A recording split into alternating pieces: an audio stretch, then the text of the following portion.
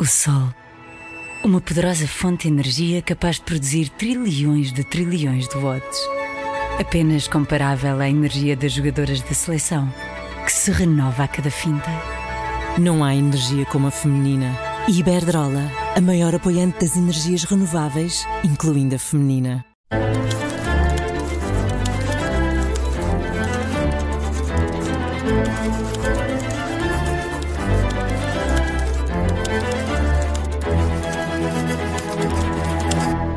Às quartas-feiras temos encontro marcado no Português Suave para um episódio extra só com dúvidas e sempre com o Marco Neves, porque nós, eu e o Zé, podíamos estar aqui, mas isto ia ser muito pobrezinho. Pois é. Mas eu ia ouvir. Se quiser fazer um episódio em que eu envio uma dúvida pelo nosso Acho que não ia correr bem. Acho que não ias ouvir, ias avaliar mais do que ouvir. Mas olha, vou participar através do nosso novo número em que as pessoas podem enviar dúvidas. Não sei se querem dizer já. Diz, Marco. Então digo eu, 910024185. Se quiserem enviar as dúvidas por áudio, será uma forma também de... Áudio até 30 segundos pelo WhatsApp. Sim, para as pessoas não... Porque senão depois enviam-nos áudios de 3 minutos e não dá, porque o episódio tem 10. Ficamos nós os três a ouvir. Sim. Os ouvintes. Não dá, tem de ser mesmo curtinho. É um programa feito pelos próprios ouvintes. Não, neste caso mas com limites. Hoje tenho uma dúvida e tenho um mito.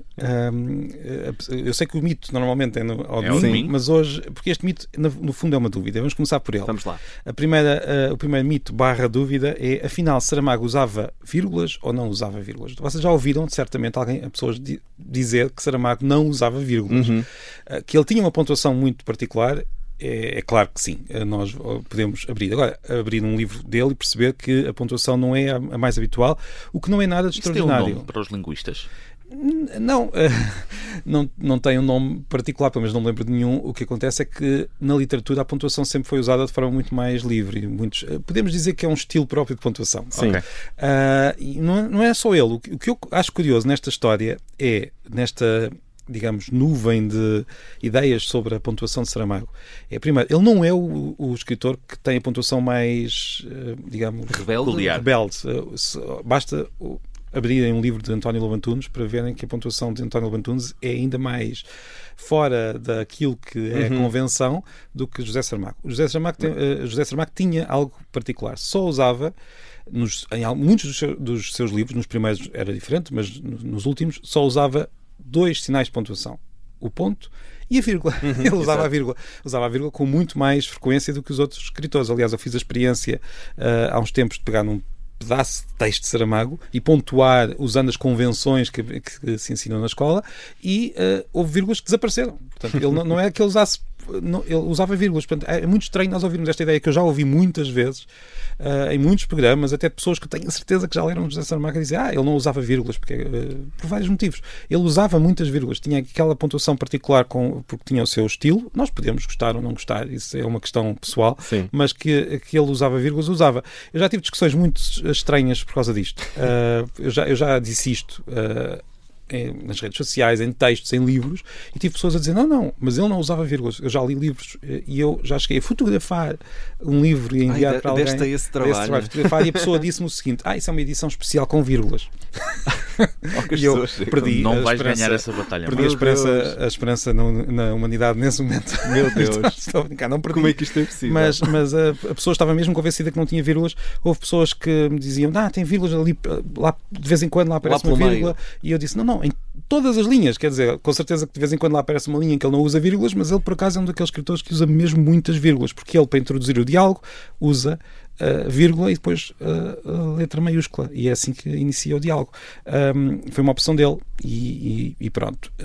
Há pessoas que reclamam também, isto já é uma questão um pouco mais profunda, dizem-me, então, mas porquê é que Saramago escrevia assim se um aluno hoje usasse esta pontuação num exame iria chumbar? Primeiro, se Saramago estivesse a fazer um exame de português, também iria usar a pontuação normal, tal como ele também usava certamente quando não estaria lá enquanto escritor. Se o aluno quiser criar um texto tão bom que possa usar uma pontuação diferente, se calhar também poderá ser valorizado se for no contexto de criar ficção.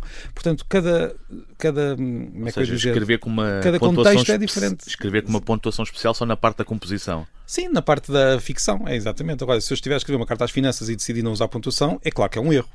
É um erro e acredito que José Saramago não faria esse erro, porque está a usar a pontuação de forma criativa, tal como nós também usamos palavras quando estamos a criar um texto criativo que não usamos numa carta para as finanças. É exatamente a mesma coisa. Mas isto é uma questão diferente. Podem até não concordar comigo nesta última parte que eu acabei de dizer, não há problema nenhum.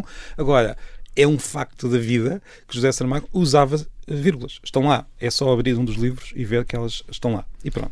E vamos arrumar José Saramago na estante? Vamos deixá-lo lá agora? Ou não, se a pessoa quiser ler, pode ser um bom incentivo para ler José Saramago. Vamos à vontade, mas só depois de acabar este episódio, porque ainda temos mais uma dúvida.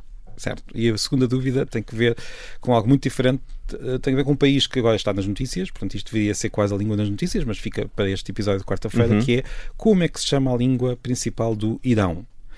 Nós todos, ou melhor, é muito habitual falarmos em persa, e esse é um nome que a língua tem em português. É o nome que nós damos, sempre demos, é um nome tradicional. Mas às vezes recebo pessoas a perguntar, mensagens de pessoas a perguntar, mas não deveria ser Farsi? Que não sei se já ouviram essa designação Farsi como nome da língua, e há pessoas que consideram mesmo um erro chamar persa a esta língua, quase como se fosse a mesma coisa de chamar Pérsia ao Irão.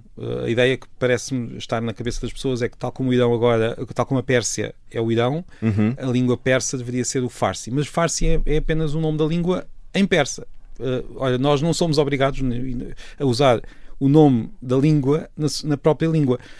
Nós, por exemplo, chamamos alemão àquilo que os alemães chamam Deutsch, não é? Chamamos inglês àquilo que os ingleses chamam English, já é um pouco mais parecido, é verdade?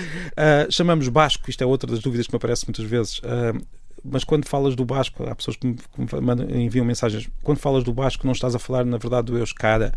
Euskara é o nome, ou Euskara, tem as duas formas, é o nome dessa língua na língua. Portanto, nós não somos obrigados. Portanto, o nome Farsi, basicamente, é o nome do persa em persa e não há qualquer razão para passarmos a usar o nome. É a mesma coisa de agora começarmos a dizer que vamos à Alemanha para aprender Deutsch. Não é necessário fazer isso.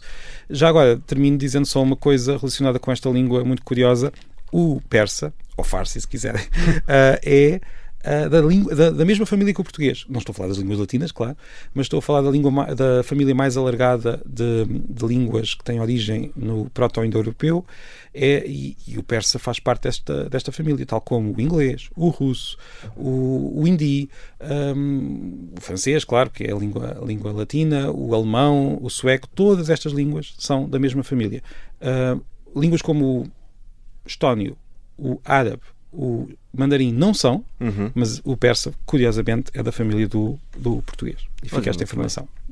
Para além disto, ainda aprendemos. O que junta Portugal e o Irão.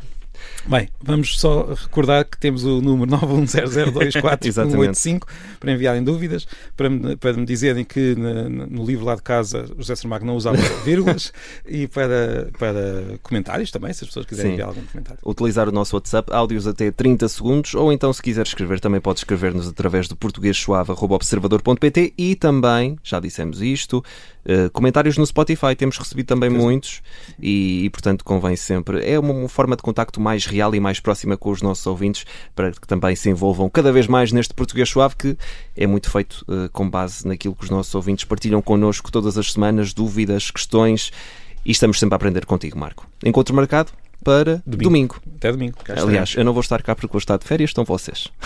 Deixem-vos com esta. Olha, nos podes enviar um áudio.